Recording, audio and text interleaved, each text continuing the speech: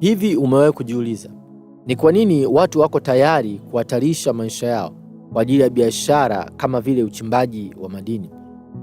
Madini kama vile almasi, dhahabu, tanzanite na mengineyo kama hayo sio madini yanayopatikana juu tu. Ni madini ambayo inakutaka mtu uchimbe, uingie ndani sana katika miamba ili uweze kupata kile unachotafuta. Kwa nini mtu yuko tayari kuhatarisha vyote kwa ajili ya uchimbaji huu? Jibu ni jepesi. Ni kwa sababu ya thamani ya yale madini. Watu wako tayari kuhatarisha kila kitu ili mradi tu wapate yale madini, kwa sababu wanajua mara wanapoyapata yale madini, wakija kuuza, thamani yake inazidi juhudi zote ambazo wamekuwa wakifanya. Kuna kitu fulani ambacho kipo ndani ya thamani ya madini ambacho kinamfanya mtu apoteze wasiwasi, apoteze hofu, apoteze uoga, akubali kuhatarisha vyote kwa ajili ya kupata thamani.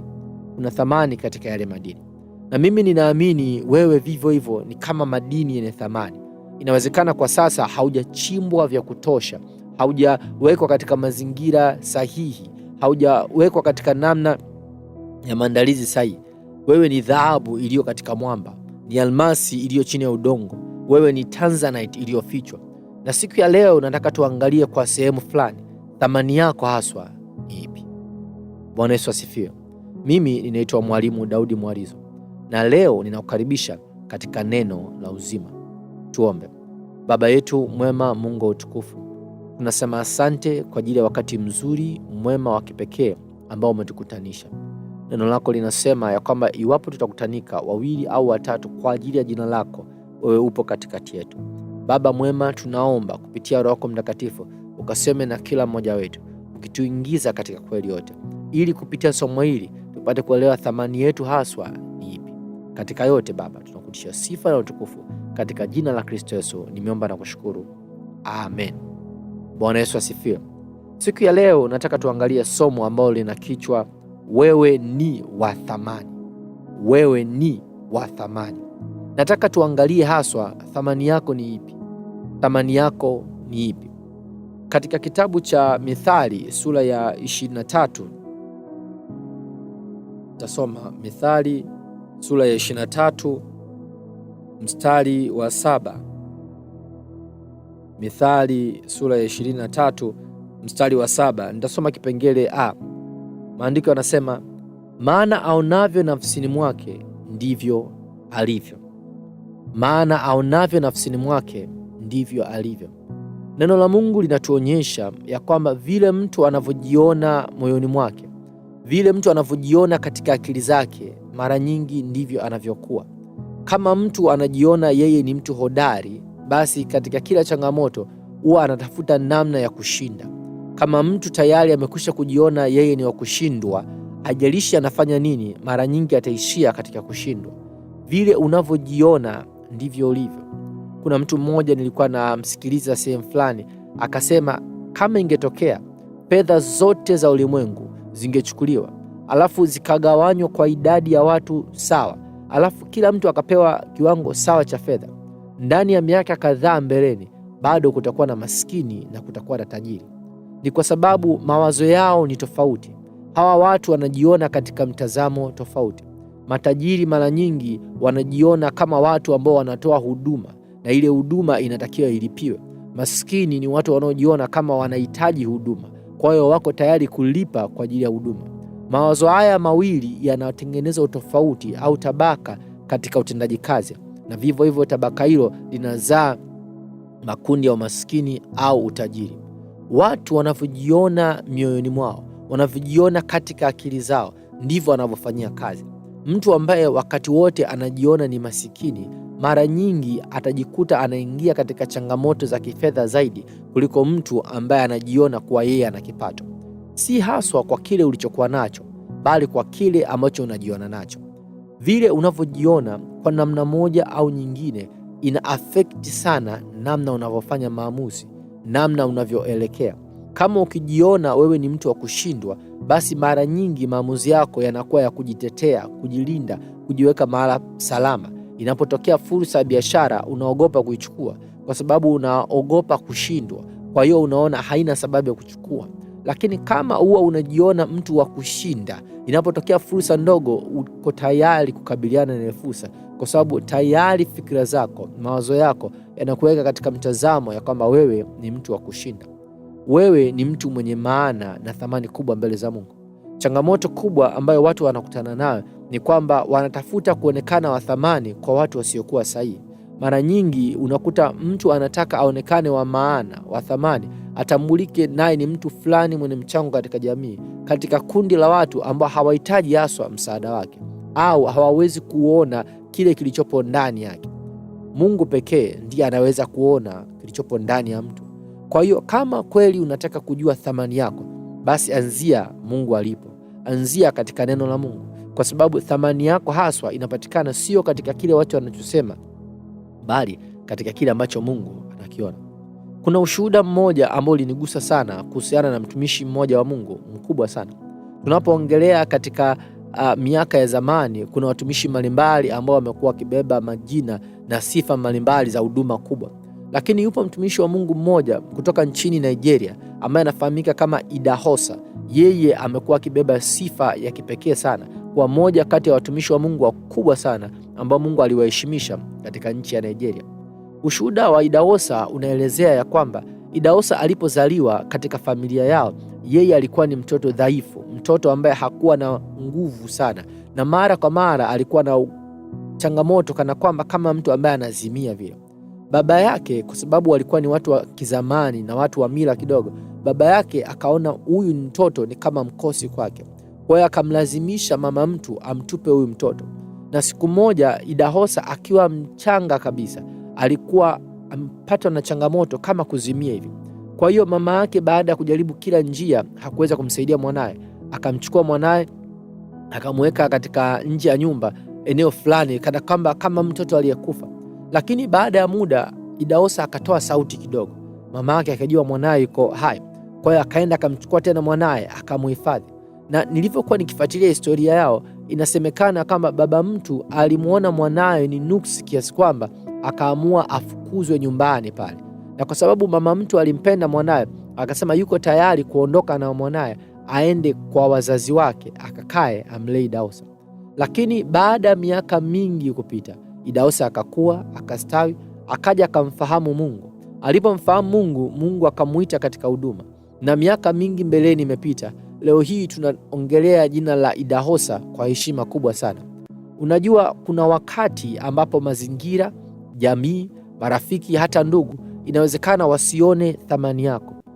Si kwa sababu hawakupendi, si kwa sababu hawakuoni una maana fulani kwa wakati husika, bali ni kwa sababu wao wanaweza kukiona kile kinachoonekana tu kwa sasa hivi.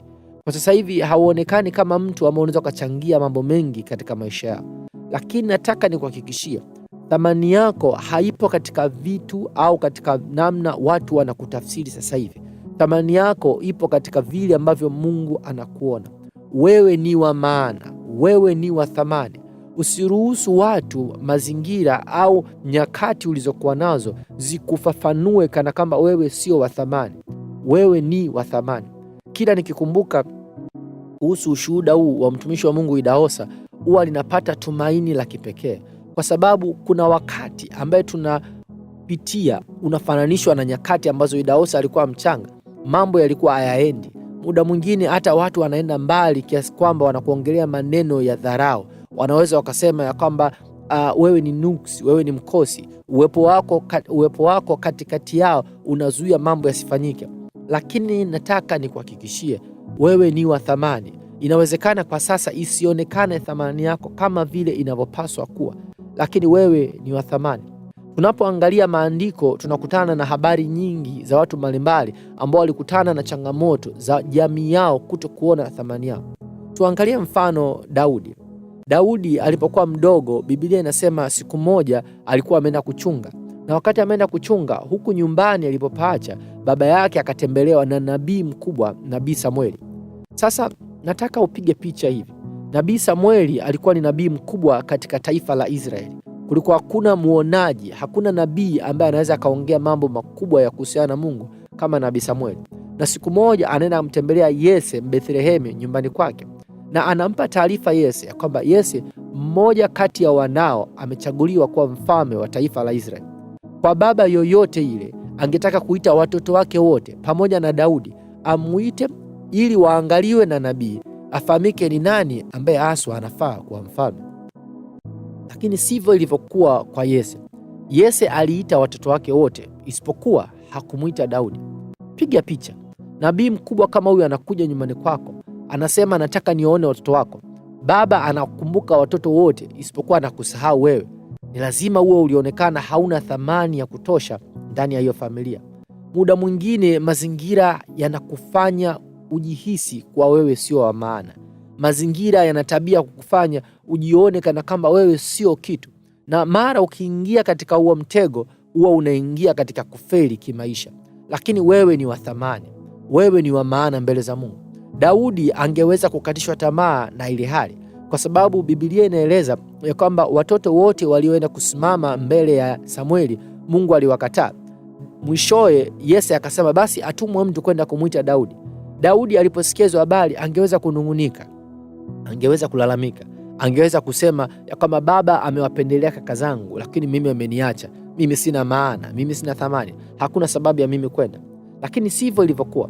Daudi aliamua kwenda, na neno linaeleza ya kwamba hivi kipindi anakuja, anakaribia, Mungu akasema na Samueli ya kwamba inuka, kampake mafuta, kwa sababu huyu ndiye mfalme niliyomchagua.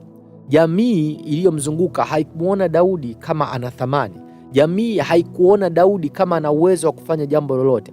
Lakini Mungu aumbaye na ajuaye mambo ya siri, yeye aliweka thamani ndani ya Daudi. Ni kwa sababu Mungu haangalii tu wakati uliopo, lakini Mungu anaangalia pia wakati ujao. Kuna wakati ambao unapita mambo au unakutana na changamoto ambazo wanaokuzunguka wanaweza wakasema huwezi kufanikiwa. Wewe sio mtu mwenye thamani, wewe sio mtu wa maana. Wana maneno ya kejeli, wana maneno ya kukuvunja moyo, wana maneno ya kutaka kukuonyesha wewe sio kitu katikati ya watu. Lakini siku ya leo nataka nikutie moyo, wewe ni mtu katikati ya watu. Tena wewe sio mtu tu wa kawaida, wewe ni mtu wa thamani. Unajua neno linasema ya kwamba wewe ni wa thamani kiasi kwamba Mungu amekuchora katika kiganja cha mikono yake. Kila mara anakuangalia. Tena anasema ya kwamba atakaye kugusa wewe ni kama mtu ambaye amegusa mboni ya jicho lake. Wewe ni wa thamani. Usiruhusu maneno ya watu, usiruhusu tabia za watu, matendo ya watu, mazingira au tamaduni zikutafsiri wewe ni nani. Wewe ni wa thamani. Tukiangalia kama katika maandiko kama tulivyokuwa tukifafanua hapa, Daudi hakuonekana kuwa na thamani, lakini Mungu aliweka thamani ndani yake. Hata ukiangalia baada ya Daudi kutoka kwa baba yake, siku ambapo Daudi alipeleka chakula katika kambi ya Waisraeli, akakuta Goliati akiwatukana watu. Daudi alipoanza kuuliza ya kwamba atafanyiwa nini mtu atakayemuua Goliati, utagundua mtu wa kwanza kumpinga alikuwa ni kaka yake. Wengine wote walikuwa wanamwambia ya kwamba atakayemuua Goliati atapewa 1, 2, 3. Lakini kaka yake wa damu aliyezaliwa kwa baba huyo mmoja ndio alikuwa wa kwanza kumpinga. Akamwambia Daudi, wewe tunakujua kiburi chako. Wewe umeacha kondoo wale wachache, umekuja kutazama vita. Nikana kama kumwonyesha Daudi, wewe sio mtu wa maana. Wewe unafanya nini hapa? Inafurahisha ya kwamba huyu ni mtu anataka afanye mambo makubwa, lakini kizuizi chake ni ndugu yake mwenyewe. Kuna utafiti fulani inasemekana ulifanyika sehemu. Nilisikia kuhusiana na utafiti huo. Unasema ya kwamba kuna mtu mmoja alichukua mti akaweka juu ya mti chakula ambacho ngedere wangeweza kula, lakini alivyokuwa ameweka juu ya mti akawa set up namna fulani ya kwamba kila yule ngedere akitaka kupanda ule mti afikie kile chakula anakutana na kizuizi fulani. Aidha anamwagiwa maji kwa nguvu au anakutana na kizuizi fulani ambacho kinamfanya ni lazima ashuke chini. Yule ngedere akajaribu tena na tena na tena. Aliposhindwa akaamua kukaa chini. Yule mwenye kufanya jaribio akamwachilia ngedere wa pili. Yule ngedere wa pili alivyokuwa akipanda hakuwekewa kizuizi chochote, alipewa fursa apande akachukua chakula. Na mara tu yule ngedere wa kwanza alipomuona yule wa pili anaanza kufanikiwa kupanda, haraka alipanda akamshusha chini, na yule sasa akaanza kwa kizuizi cha mwenzake. Nilipokuwa naangalia mfano huu ukanipa kuelewa ya kwamba muda mwingine Unapokaa na watu ambao wao walishindwa katika jambo ambalo wewe unaelekea kufanikiwa, wao watakuwa maadui wako wewe. Si kwa sababu hawakupendi, bali ni kwa sababu wao walishindwa kufanikisha misheni yao. Na ndivyo ilivyo. Watu wengi ambao wanafanya kazi ya kusema ya kwamba wewe sio wa maana au hauna thamani, sio watu ambao wao wamefanikiwa. Mara nyingi watu ambao wao wamefanikiwa wana tabia ya kuinua wengine, wana tabia ya kusaidia wengine, kwa sababu wanajua kama na wewe ukifanikiwa, kama na wewe ukatambua thamani yako, basi hautakuwa tegemezi kwake. Lakini watu walioshindwa katika misheni zao, watu walioshindwa kujitambua wao wana thamani gani, mara nyingi wana maneno ya kukufanya wewe ujione kuwa hauna thamani. Hili ni muhimu kuelewa. Thamani yako haipo katika maneno ya watu. Thamani yako ipo katika lile ambalo Mungu amesema kuhusiana naye. Tunapoangalia kuhusiana na habari za Daudi, tunajifunza sana kuhusiana na jambo hili. Kama Daudi angesikiliza maneno ya kaka yake au maneno ya baadhi ya watu, Daudi asingeenda kupigana vile vita. Ni kwa sababu watu siku zote mara nyingi wako tayari kufanya linalowezekana kukushusha, sio kukupandisha, kwa sababu ni rahisi zaidi. Watu wana tamaduni ya kutafuta kasoro ndani yako kuliko kutafuta sifa nzuri ndani yako. Lakini nipo siku ya leo kukwambia ya kwamba Bwana anasema wewe ni wa thamani mbele zake. Mungu ana mpango mzuri juu ya maisha yako. Mungu anayo makusudi mazuri juu ya maisha yako, zaidi ya vile ambavyo unaweza hata kuelezea. Mungu wetu ni Mungu ambaye anasema katika kitabu cha Waefeso sura ya 3 mstari wa 20, anaweza akafanya zaidi ya vile uombavyo au uwazavyo, kwa kadiri ya nguvu itendayo kazi ndani yako. Kwa sasa inawezekana usionekane na thamani sana, lakini nataka nikuhakikishie, kama ukiendelea kukaa mbele za Mungu katika kumtafuta, katika kufata maelekezo yake, thamani yako itaonekana. Kipindi Daudi anaongelea kuhusu kwenda kumpiga Goliati, sidhani kama kuna mtu alikuwa anamwamini, kwa sababu hata mfalme alipoongea na Daudi alimwambia Daudi ya kwamba huyu Goliati ambao unaenda kupambana naye ni mtu mzoefu wa vita, amekuwa akipigana vita toka ujana wake, kwa hiyo ni mzoefu wa vita na wewe hauna ujuzi wote. Lakini Daudi alitambua ya kwamba thamani yangu haipo katika vile unavyoniona, bali katika vile Mungu ananiona. Ndio maana akamwambia mfalme, nitapigana na Goliati na nitamshinda. Na kweli Mungu alikuwa upande wa Daudi. Alipoenda kupigana na Goliati, alimshinda. Kuna changamoto unakutana nazo, kuna mazingira unakutana nayo, na hayo mazingira mara nyingi yana tabia ya kukufanya ujione kana kwamba wewe huwezi kufanikiwa, wewe ni wa kushindwa. Leo nina habari nzuri kwa ajili yako. Wewe sio wa kushindwa, wewe sio asiyekuwa na maana, wewe ni mwenye thamani, wewe ni mwenye maana. Mungu anapokuangalia wewe anaona ushindi ndani yako. Ndio maana anasema katika Warumi, katika mambo haya yote sisi ni zaidi ya washindi. Mungu anakuona wewe kama mtu wa kushinda katika kila changamoto. Haijalishi ugumu wa changamoto, yeye Mungu anakuona wewe mtu wa kushinda. Ndio maana anakuona mwenye thamani, ndio maana anakuona mwenye maana. Hakuoni kana kwamba mtu asiyeeleweka, hakuoni kana kwamba mtu asiyekuwa na maana. Mungu anakuona wewe ni mtu mwenye maana. Thamani yako haipo katika vile watu wanakusemea. Thamani yako ipo katika vile Mungu anakusemea. Kama ukiruhusu maneno ya watu yawe ndio yanaamua mwelekeo wako, ndugu yangu, nataka nikuhakikishie kuwa utayumba sana, kwa sababu sio watu wengi wanaongea maneno mazuri kuhusiana na wewe. Wengi wataongea mabaya kwa sababu tu hawawezi kufika pale ambapo wewe unaweza kufika. Kumbuka siku zote ya kwamba wewe ni wewe na wao ni wao. Kilichowashinda wao hakuna lazima kikushinde na wewe, lakini kwa sababu wao hawana mwelekeo wa kuhusu namna gani ya kushinda changamoto zao, huwa wanaanza kukuelekea wewe, kuanza kukupiga wewe. Nilipokuwa mdogo nakumbuka tulisoma hadithi fulani kuhusiana na ushairi ya kuhusiana na sungura. Anasema aliporukia ndizi akazikosa, akasema sizitaki mbichi hizi. Lazima uelewe, watu wanapokosa malengo yao, wanapokosa kufikia makusudio yao, lazima waanze kuonyesha kana kwamba yale malengo ni malengo magumu kiasi kwamba hakuna mtu anaweza akayafikia. Na mara tu wewe ukianza kuonyesha dalili kuwa unaweza kuzifikia, watakuwa adui na wewe, watakuwa maadui na wewe. Si kwa sababu haswa hawakupendi, lakini kwa sababu wao wanajichukia wenyewe kwa kuto kufikia malengo, kiasi kwamba hawatamruhusu mtu mwingine awe na furaha kwa kufikia malengo. Mara nyingi ni kawaida ya watu. ndivyo watu walivyo. Watu hawatakupatia wewe thamani vile unavyostahili, isipokuwa Mungu pekee ndio anaweza. Kama unataka kutegemea watu kwa ajili ya thamani yako, mpendwa, utaumia moyo. Watakuumiza moyo tena na tena na tena. Hilo nimeliona haswa katikati ya watu. Ni ajabu, lakini ni kweli ya kwamba watu ni rahisi kukuambia yale usiyoweza kufanikiwa. Watu ni rahisi kukuambia kwamba hii biashara itafeli. Watu ni rahisi kukuambia kwamba hii ndoa yako haitofanikiwa. Ni rahisi kukuambia kwamba watoto wako hawatakuwa na adabu. Ni rahisi kukuambia kwamba wewe hautakuwa mtu wa maana katika jambo lolote. Lakini nataka nikuhakikishie, Mungu sio kama watu. Mungu sio kama wanadamu. Mungu haongei kama wanadamu. Mungu anasema ya kwamba wewe utafanikiwa. Mungu anasema ya kwamba wewe utastawi. Mungu anasema ya kwamba wewe utainuka, wewe utaongezeka. Chagua leo, ni nani utakayemwamini? Ni watu ambao wanataka ufeli, au ni Mungu ambaye anataka uongezeke?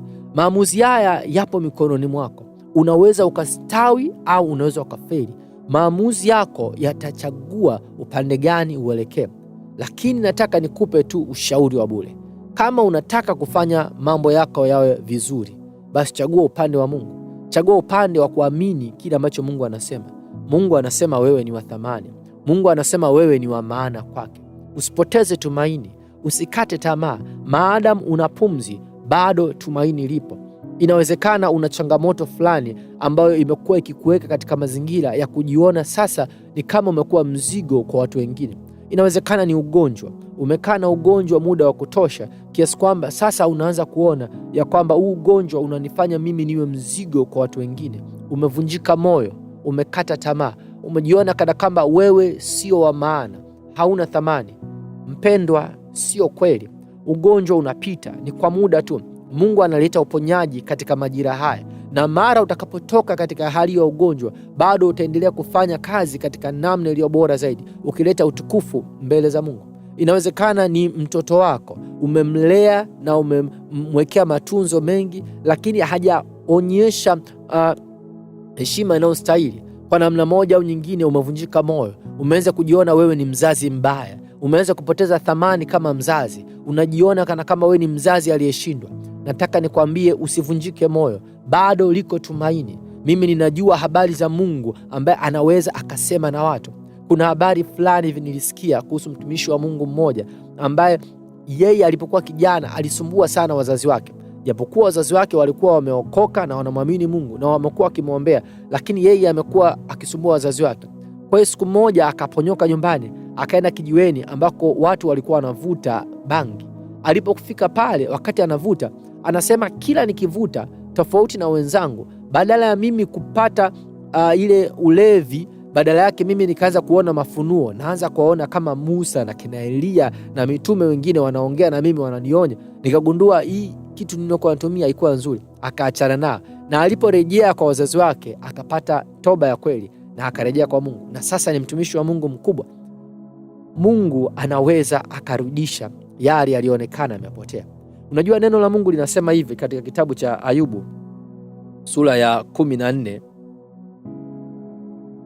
Ayubu sura ya 14 taanzia mstari wa 7. Neno linasema, kwani yako matumaini ya mti, ya kuwa ukikatwa utachipuka tena, wala machipukizi yake hayatakoma. Inawezekana kwa sasa unaonekana kama mti uliokatwa. Mti uliokatwa hauna thamani sawasawa na mti ulio hai unaosimama. Ni kwa sababu watu wanaona kama hapa tuwezi kupata matunda tena kama mwanzo, hapa tuwezi kupata kivuli kama mwanzo, hauna thamani tena. Lakini neno linasema kuna matumaini kwa mti uliokatwa.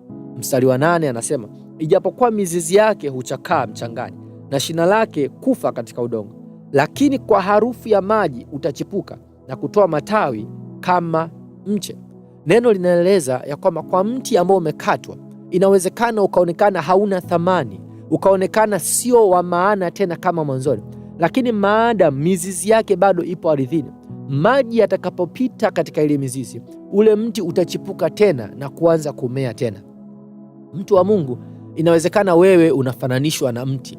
Inawezekana ni biashara, inawezekana ni ndoa, ni afya, ni changamoto fulani unayokutana nayo ambayo kwa namna moja au nyingine imekufanya wewe ujione hauna thamani mbele za Mungu au hauna thamani mbele za watu. Maneno ya watu yamekuwa ni mengi. Watu wameongea vitu vingi vya kukatisha tamaa kuhusiana na huduma isiyoendelea, kuhusiana na ndoa ambayo ina machafuko kila wakati, kuhusiana na kuto kupata mtoto, au kuhusiana na biashara ambayo haijakaa sawa, uchumi unaoyumba. Haijalishi upo katika mazingira gani, neno la Mungu linasema kuna matumaini katika harufu ya maji. Kama ukikubali kuendelea kumwamini Mungu, huwezi jua, labda hatua inayofuata, labda kesho ndio siku ya mambo kubadilika, labda leo muda fulani ndio wakati mambo yanapobadilika. Lazima uendelee kuamini. Usikubali kukata tamaa. Usikubali kujiona vile watu wanavyokuambia, kwa sababu mara tu utakapoanza kujitathmini wewe na kujiweka viwango ambavyo watu wanakupatia, basi ujue huwezi kuinuka, kwa sababu watu watakuwekea mipaka. Watu watakuwekea uzito juu yako. Watu watahakikisha hujioni katika namna unayoweza kustawi, lakini sivyo Mungu alivyo. Mungu siku zote anakupa matumaini. Mungu siku zote anakwambia unaweza ukashinda hili. Usikubali kukatishwa tamaa na maneno ya watu. Biblia sehemu fulani inasema ya kwamba shika sana ulichonacho, wala usikubali mtu akakitwaa. Mara ya kwanza nilipoona ile andiko sikulielewa, kwa sababu mimi nilitegemea ya kwamba anayeweza kukitwaa kile ambacho unacho ni Shetani. Lakini baada ya miaka kadhaa nimekuja kugundua ya kwamba ukiacha tu Shetani kuwa ni adui, lakini hata watu wanaweza wakatwaa tumaini lako. Usiruhusu watu watwae tumaini lako. Usiruhusu watu wachukue tumaini lako. Wewe ni wa thamani. Kaa katika neno la Mungu. Kaa katika maombi. Kaa katika kumuuliza Mungu ya kama Mungu, unataka mimi nifanye nini katika mazingira haya ili niweze kuwa thamani kama vile ambavyo umenifanya. Kama vile ambavyo Mungu amekupa thamani, ndivyo wewe ulivyo wa thamani. Kama watu wangekuwa wamekuumba, basi watu ndio wangetoa thamani, lakini ni Mungu anayeweza kutoa thamani. Nataka nikuulize jambo jepesi, ndugu mpendwa. Hivi unadhani ambaye anaweza kapanga bei ya hindi ambalo linauzwa pale wanapochoma au wanapouza katika biashara nyingine, unadhani ni nani? Ni mtu ambaye amelilima lile hindi au ni mtu ambaye anakula lile hindi? Kwa kawaida ni mtu aliyelilima lile hindi, kwa sababu yeye ndio amelizalisha. Mungu ndiye aliyekuumba wewe. Mungu ndiye aliyekutengeneza wewe. Ni Mungu pekee ndiye ana haki ya kueleza wewe ni wa thamani kiasi gani. Kwa hiyo usikubali maneno ya watu. Wewe ni wa thamani, maana Mungu amesema wewe ni wa thamani. Na kwa sababu wewe ni wa thamani, jione hivyo, ishi hivyo, furahia hivyo. Acha kuhangaika na maneno ya watu, kwa sababu huwezi kuwabadilisha wao, lakini wewe unaweza ukajibadilisha. Wewe ni wa thamani, wewe ni wa maana. Mazingira yasikuwekee mipaka kuhusu thamani wako. Lolote unalopitia ni kwa muda tu. Majira ya karibuni kila kitu kinabadilika. Mambo yatakuwa mema zaidi kuliko ulivyokuwa awamu yoyote ambayo unaweza ukaifikiria. Utaongezeka, utastawi. Bwana atakupa haja ya moyo wako, kwa sababu wewe ni wa thamani kwake. Tumaini lipo, ndugu mpendwa. Usipoteze tumaini. Endelea kumwamini Mungu. Endelea kumtafuta Mungu. Yeye yupo kukupa majibu yako yote. Kama umebarikiwa na somo hili kwa namna yoyote ile, basi niandikia comment hapo chini. Lakini kama una swali au una jambo lolote ambalo linahitaji ufafanuzi zaidi, mawasiliano yangu yako hapo chini, nitafute. Ningependa niwe baraka kwako kwa kadri ya inavyowezekana. Mpaka hapo tutakapokutana tena, usisahau kuwa Mungu anakupenda na anataka wewe uishi maisha ya ushindi. Barikiwa.